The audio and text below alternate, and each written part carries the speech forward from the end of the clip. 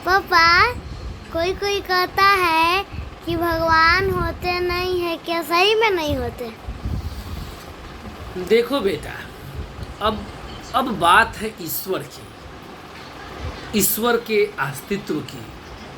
तो अब मैं पूरा खुलकर बोलूँगा। पहले मैं टीवी को रोक देता हूँ, एक्शन, पढ़ देता हूँ। एक्शन। देखो बेटा,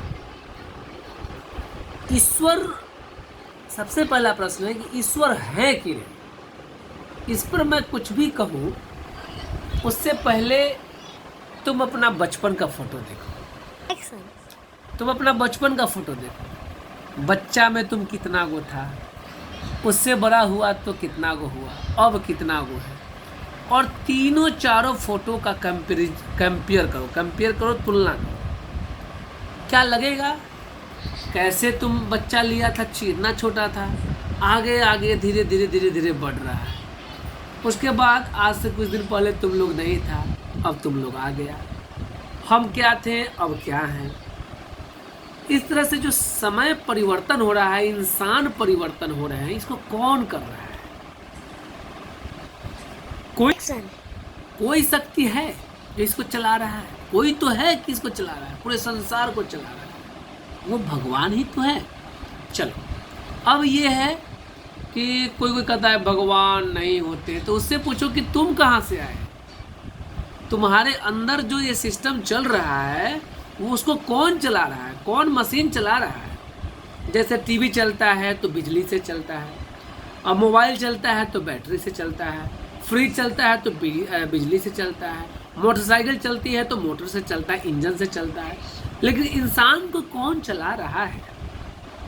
कैसे इंसान जन्म लेता है, बड़ा होता है, फिर एक पीढ़ी खत्म होता है, दूसरा पीढ़ी चलाता है, ये कौन चला रहा है? कैसे? कोई तो शक्ति है जो चला रहा है। हम उसी शक्ति को भगवान कहते हैं।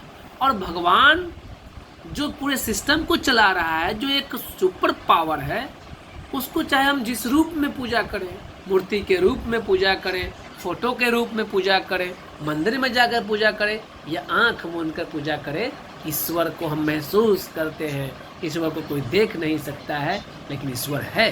अब कुछ लोग जो है वो ढोंगी होते हैं, जो कहते हैं कि ईश्वर नहीं है, मैं ईश्वर को नहीं मानता हूँ। हम अपने धर्म की बात करें तो जो ईश्वर को नहीं मानता है, जिसको ईश्वर में आस्था नहीं है, उसको नास्तिक कहा गया है। नास्तिक को मूर्ख कहते हैं। हम अपने भाषा में नास्तिक को मूर्ख कहते हैं। जो ईश्वर को नहीं मानेगा वो माता पिता को नहीं मानेगा। जो ईश्वर को नहीं मानेगा वो रिलेशनशिप में नहीं विश्वास करेगा। जो ईश्वर को नहीं मानेगा उसको विश्वास में विश्वास नहीं होगा। जो ईश्वर को नहीं मानेगा उसको किसी में विश्वास नहीं होगा। अर्थात जिसको ईश्वर में विश्वास नहीं है बेटा, उससे कोई संबंध नहीं रखना चाहिए, उससे दोस्ती नहीं करना चाहिए, और उससे दूर रहना चाहिए। जो ईश्वर में विश्वास नहीं करेगा उसको मानवता में भी विश्वास नहीं होगा। हाँ, ये अलग बात है कि आप ईश्वर को जिस रूप में मानो, ईश्वर को आप इस्लाम के रूप में मानो, ईश्वर को ईसाई के रूप में, चर्च के रूप में मानो, ईश्वर को आप गुरुद्वारा में जाकर ढूंढो, मंदिर में जाकर ढूंढो, मस्जिद में जाकर ढूंढो, आप जिस रूप में मानो, लेकिन ईश्वर को आपको मानना पड़ेगा। अगर आप ईश्वर में विश्वास नहीं रखते हैं, अगर आपको ईश्वर में आस्था नहीं है, तो माफ़ कीजिएगा, मैं ऐसे लोगों से कोई रिश्ता रखना नहीं चाहता हूँ। बोलो जय श्री राम।